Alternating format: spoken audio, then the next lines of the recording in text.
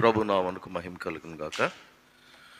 వేదికను అలంకరించిన దైవజనులు, పెద్దలకు, సభలో ఉన్న దైవ సేవకులు, పెద్దలు, ప్రభు నందు ప్రియులైన సహోదరులు, సహోదరులందరికీ నా నిండు ప్రేమ వందనాలు తెలియచేస్తున్నాను. దేవుని వాక్యం చూద్దాం. హోషేయ గ్రంథము 12వ అధ్యాయం 3వ వచనము చదువుకుందాం. తల్లి గర్భమందు యాకోబు తన సహోదరుని మడిమను పట్టుకొనెను. మగసిరి గలవాడై అతడు దేవునితో పోరాడెను. అతడు దూతతో పోరాడి జయమొందెను. అతడు కన్నీరు విడిచి అతని బతిమాలెను. బేతేలులో ఆయన అతనికి ప్రత్యక్షమాయెను. అక్కడ ఆయన మనతో మాట్లాడెను. ప్రభు సహాయం కొరకై ప్రార్థన చేద్దాం. కృపగల తండ్రి, మాతో మాట్లాడుతున్నారు మీరు. అయ్యా, మీ మాటకు మేము విధేయులము ఒకటికు సహాయం చేయండి. విని విడిచిపెట్టి అవిధేయులము కాక మీ ప్రతి మాటకు మేము లోబడి మీకు ఇష్టలుగా మా జీవితాలను కొనసాగించి మీ సాక్షులుగా బ్రతుకుటకు సహాయం చేయమని క్రీస్తు యేసు అమూల్యమైన నామమున స్తోత్రం చెల్లిస్తూ ప్రార్థన చేస్తున్నాము తండ్రి. ఆమేన్. ప్రియులారా, హోషేయ గ్రంథం 12వ అధ్యాయం 3వ వచనములో నుండి మనము దైవజనుడు యాకోబు జీవితంలోని అనుభవాలను ధ్యానం చేస్తున్నాం. తల్లి గర్భములో ఉన్నప్పుడే అతడు జ్యేష్ఠత్వపు హక్కు కొరకు తన సహోదరుని మడిమ పట్టుకున్నాడని దేవుడు స్పష్టంగా హోషేయ ప్రవక్త ద్వారా అబ్రహాము వంశస్థులు, యాకోబు సంతతి వారైన ఇశ్రాయేలీయులకు ఈ విషయాన్ని తన ప్రవక్త ద్వారా దేవుడు బయలుపరిచాడు. అతడి మగసిరి గలవాడు, దేవునితో మనుషులతో పోరాడి జయము పొందినవాడు అని దేవుడే ఆయనను గురించి సాక్ష్యమిచ్చాడు. మరో మాట మనం చదువుతున్నాం. అతడు కన్నీరు విడిచి అతన్ని బతిమాలెను. బేతేలులో ఆయన అతనికి ప్రత్యక్షమాయెను. అక్కడ ఆయన మనతో మాట్లాడెను. ఇందులో దూతతో పోరాడెను అనే మాట చూస్తాం. యెహోవా దూత, ప్రభువు దూత అనే పదాలు పాత నిబంధనలో మనం చదివిన ప్రతిసారి ఆయన ప్రభువే అని గుర్తించాలి. నిర్గమకాండం 3వ అధ్యాయంలో మండుచున్న పొదలో యెహోవా దూత మోషేకు ప్రత్యక్షమైనప్పుడు 3 పదములు వాడాడు. అక్కడ ఒకసారి చూద్దాం. నిర్గమకాండం 3వ అధ్యాయంలో మండుచున్న పొదలో మొదటిసారి ప్రభు ప్రత్యక్షత. 2వ వచనంలో పొద నడిమిని అగ్ని జ్వాలల్లో అతనికి ప్రత్యక్షమాయెను. యెహోవా దూత, యెహోవా దూత ప్రత్యక్షమాయెను. ఒకసారి ఐరిక్ కనెక్షన్ చూడండి. ఐరిక్ కనెక్షన్ 2వ వచనంలో, నిర్గమకాండం 3వ అధ్యాయం 2వ వచనంలో యెహోవా దూత అతనికి ప్రత్యక్షమాయెను. తరువాత 4వ వచనం, దానిని చూచుటకు అతడు ఆ తట్టు వచ్చుట యెహోవా చూచెను. యెహోవా చూచెను. అక్కడ యెహోవా దూత అన్నాడు, ఇక్కడ యెహోవా చూచెను. దేవుడు ఆ పొద నడుము నుండి మోషే మోషే అని అతనిని పిలిచెను. అందుకు అతడు చిత్తము ప్రభువా అనేను. ఇప్పుడు 5వ వచనం, అందుకు ఆయన దగ్గరకు రావద్దు, నీ పాదముల నుండి నీ చెప్పులు విడువుము, నీవు నిలిచి ఉన్న స్థలము పరిశుద్ధ ప్రదేశము అనేను. 6వ వచనం, మరియు ఆయన నేను నీ తండ్రి దేవుడను, అబ్రహాము దేవుడను, ఇస్సాకు దేవుడను, యాకోబు దేవుడను అని చెప్పగా మోషే తన ముఖము కప్పుకొని, చదవండి, దేవుని వైపు చూడ వెరచెను. ఎంత స్పష్టంగా దైవత్వపు త్రిత్వం, త్రియేక దేవుని ప్రత్యక్షత మోషే చూస్తున్నాడు. మొదట యెహోవా దూత అన్నాడు, వెంటనే యెహోవా అన్నాడు, దేవుడు అన్నాడు, ప్రభువా అని పిలిచాడు. ఈ దూతగా కనిపించిన యెహోవా లేక ప్రభువు, నేను నీ తండ్రి దేవుడను, అబ్రహాము దేవుడను, ఇస్సాకు దేవుడను, యాకోబు దేవుడను అన్నప్పుడు మోషే భయపడి దేవుని వైపు చూచుటకు భయపడ్డాడు. ఇది కదా అర్థమవుతుంది. దేవదూత నేను దేవుడిని అని చెప్పుకునే అధికారం ఏ దేవదూతకైనా ఉందా? ఎవరికీ లేదు. కాబట్టి దేవదూతగా కనిపించిన వ్యక్తి అపోస్తలుల కార్యముల గ్రంథం 7వ అధ్యాయంలో స్టెఫెను ప్రసంగంలో కూడా ఈ ప్రస్తావన తెచ్చాడు. చూడండి, 7వ అధ్యాయం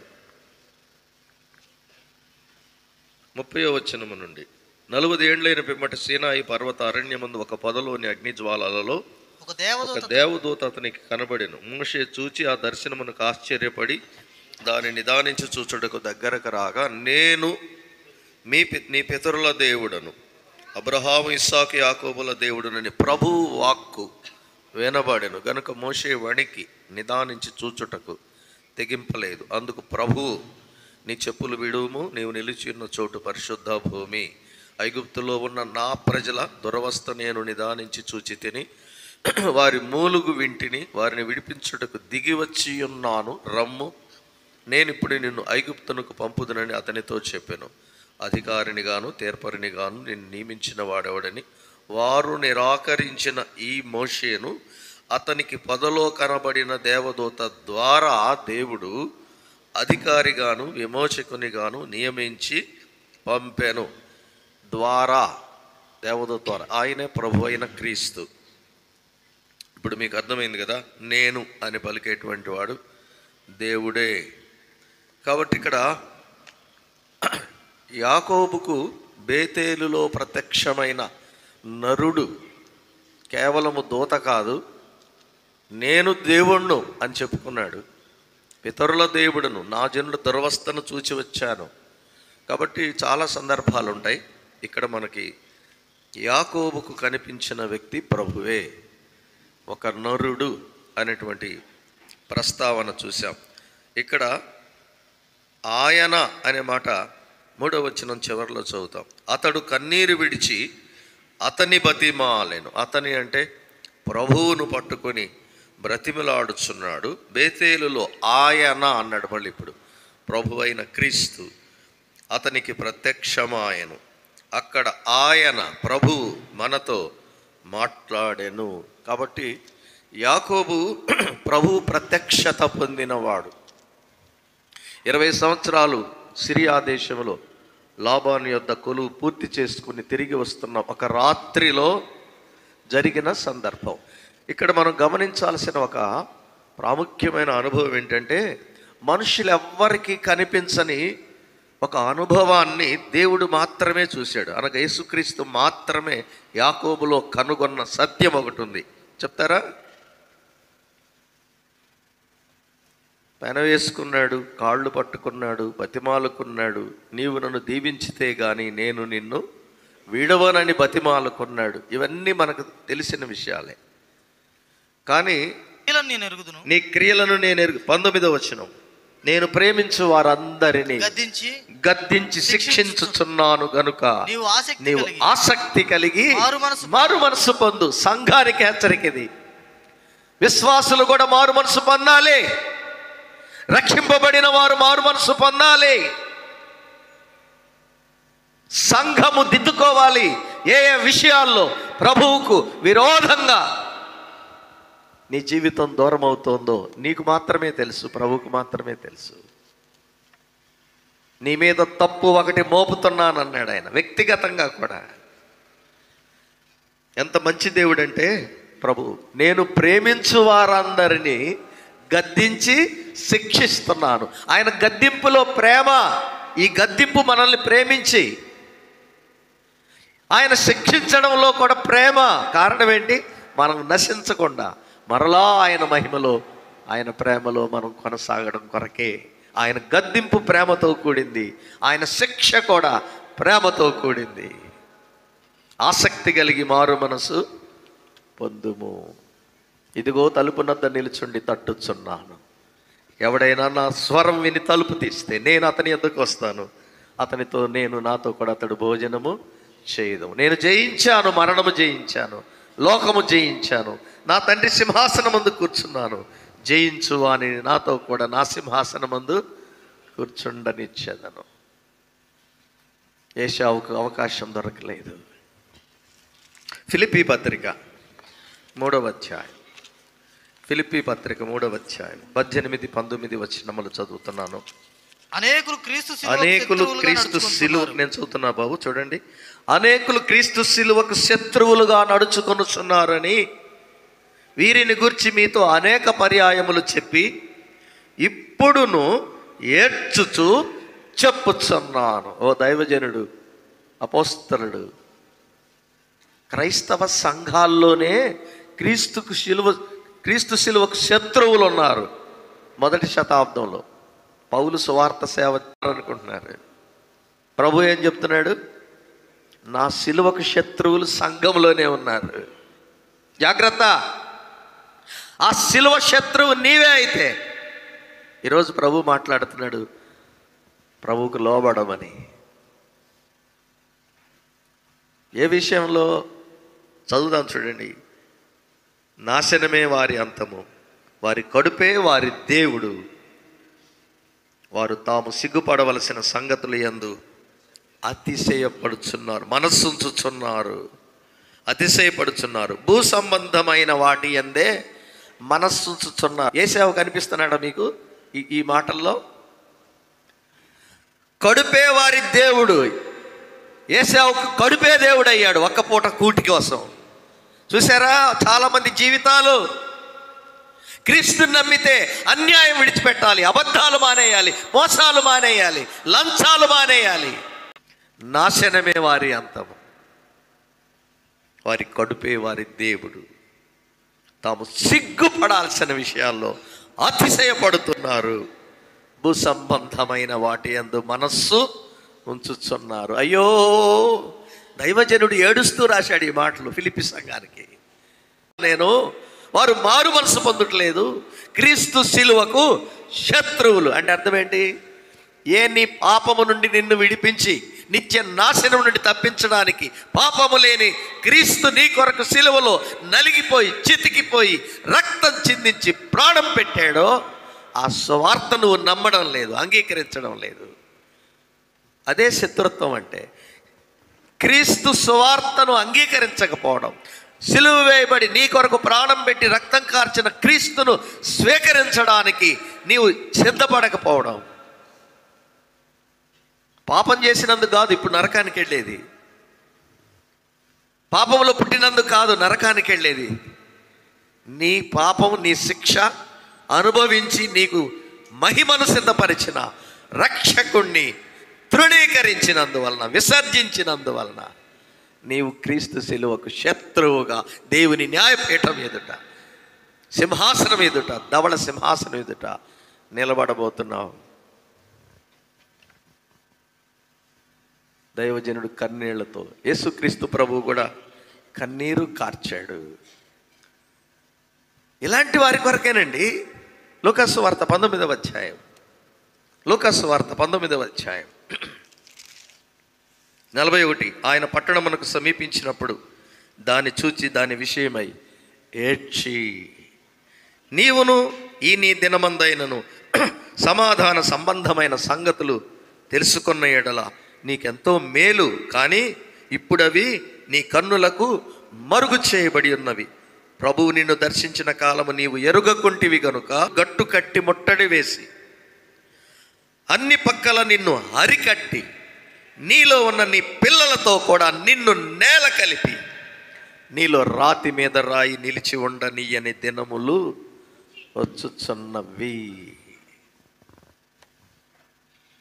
ఆఖరిగా ఆయన యెరూషలేము విడిచి కల్వరికి వెళ్ళాల్సిన చివరి గడియల్లో యెరూషలేము పట్టణాన్ని చూస్తూ ఆ కొండ మీద నిలబడ్డాడు. ఓ సుందరమైన పట్టణం, బంగారుతో కట్టబడిన పట్టణం, సరంబి వేసిన గృహాలు, అబ్రహాము సంతతి, యాకోబు సంతతి వారి కొరకు వచ్చిన రక్షకుణ్ణి తృణీకరించారు, విసర్జించారు. ఏశావు విసర్జించినట్లు, తృణీకరించినట్లే ఇశ్రాయేలీయులు తమను రక్షించుటకు వచ్చిన రక్షకుణ్ణి తృణీకరించినందున 3.5 సంవత్సరాలు వారి మధ్య ప్రేమతో నడిచాడు, కనికరముతో వారి మధ్య ఉన్నాడు, కనికరముతో మాట్లాడాడు, దయతో మాట్లాడాడు. కానీ ఆయన ప్రేమ, ఆయన కనికరము, ఆయన జాలి వారికి రుచించలేదు. చివరికి వారికి రాబోయే దుర్గతిని ముందే చూసి ఆయన ఏడుస్తూ వెళ్ళిపోయాడు. ఇలా ప్రభు ఏడ్చి వెళ్ళిపోయిన 40 సంవత్సరాలకి నేలమట్టం అయిపోయింది. పసిపిల్లలను రాళ్ళకేసి కొట్టి చంపేశారు రోమీలు. యెరూషలేమును తగలబెట్టేశారు. గృహాలు నేలమట్టమయ్యాయి. గర్భిణీ స్త్రీల కడుపులు చీల్చారు. యవన స్త్రీలను చెరిచారు. పురుషులను యవనలను ఊచకోత కోశారు. రక్షకుని కన్నీటి ఏడ్పు చూసారా? రక్షకుని కన్నీళ్లను వాళ్ళు గుర్తించలేదు, ఆయన ఏడ్పు. ఈరోజు అయ్యో అనేకులు క్రీస్తు శిలువకు శత్రువులుగా నడుచుకొనుచున్నారే. ఇప్పుడు నువ్వు ఏడ్చుచు పరిశుద్ధాత్మ ఏడుస్తున్నాడు. ఇప్పుడు పరిశుద్ధాత్మ దుఃఖముతో మాట్లాడుతున్నాడు. ఆ తర్వాత ఏశావు మారు మనసు పొందగోరి దానికోసరము శ్రద్ధతో వెదికినను అవకాశము దొరక విసర్జింపబడేది. ఇప్పుడైతే ప్రభు ఇంకా తన కృపను పొడిగిస్తున్నాడు. నీ జీవితకాలం ఈరోజు ఇదే మిక్కిలి అనుకూలమైన సమయం. ఆ కల్వరి ప్రేమను, క్రీస్తు ప్రేమను అంగీకరించి ఏ విషయంలో నువ్వు ఆయన ప్రేమను ఇప్పటి వరకు త్రోసివేశావో ఆ రక్షకుని ప్రేమను అంగీకరిస్తే క్షమించి రక్షించి తన మహిమానందం ఇస్తాడు. ప్రార్థన చేద్దాం.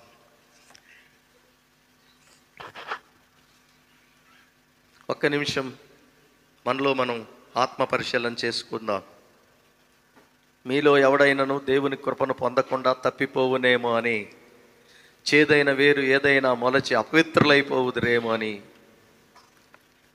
ఒక్కపూట కూటి కొరకు జ్యేష్ఠత్వపు హక్కు అమ్మివేసిన ఏశావు వంటి భ్రష్టుడు వ్యభిచారి మీలో ఉండినేమో అని పరిశుద్ధాత్మ చాలా వేదనతో వ్రాసిన మాటలండి. మనం తప్పిపోయి, క్రీస్తు కృపలో తప్పిపోయి మళ్ళీ రక్షణ పొందే అవకాశం, దిద్దుకునే అవకాశం కోల్పోకముందే ఇది మిక్కిలి అనుకూలమైన సమయం. ఇది రక్షణ దినం, ఇది కృపాకాలం. కరుణించే ప్రభు, క్షమించే ప్రభు, యాకోబు కన్నీటికి యుగయుగాల దీవెనిచ్చినవాడు, త్రోసివేసి తృణీకరించిన ఏశావుకి ఎన్నటికీ అవకాశం దొరకని దేవుని న్యాయం, కల్వరి శిలువ న్యాయస్థానములో నీతిమంతుడు, పరిశుద్ధుడు, పాపము లేనివాడు నీ స్థానములో ఆయన శాపగ్రాహిగా వేలాడి నీ పాపాన్ని, నీ శిక్షను, నీ దోషాన్ని పూర్తిగా అనుభవించాడు. నీకు క్షమాపణ సిద్ధమించాడు. రక్షణ పొందని వారెవరైనా ఉంటే మీటింగ్ అయిన తర్వాత ధైర్యంగా వచ్చి మీ హృదయంలో ప్రభువు చేసిన కార్యాన్ని పంచుకోండి. ఇక్కడున్న పెద్దలతో, దైవజనులతో. ప్రభు నీతో చాలా ప్రేమగా మాట్లాడాడు ఈరోజు.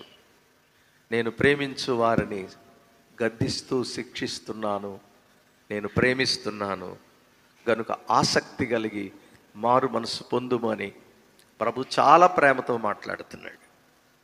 తీర్మానం చేసుకోండి. రక్షింపబడిన పిల్లలు ఏ విషయంలో దేవునికి అవిధేయులయ్యామో ఆత్మ పరిశీలన చేసుకోవాలి. క్రీస్తు శిలువకు శత్రువుగా ఉన్నామేమో, యెజబేలు లాంటి స్థితి, యెజబేలు బోధ క్రియలు ఉంటే ఇప్పుడు ప్రభు సన్నిధిలో ఉన్నాం. చక్క చేసుకుంటే క్షమించి దీవించి పంపగల ప్రభు. కృపామయుడా, మా జీవితాలను దిద్దుకోవడానికి మాకు మరలా మారు మనసు, బుద్ధి, విధేయత దయచేయమని క్రీస్తు యేసు నామమున స్తోత్రము చేస్తున్నాము తండ్రి. ఆమేన్.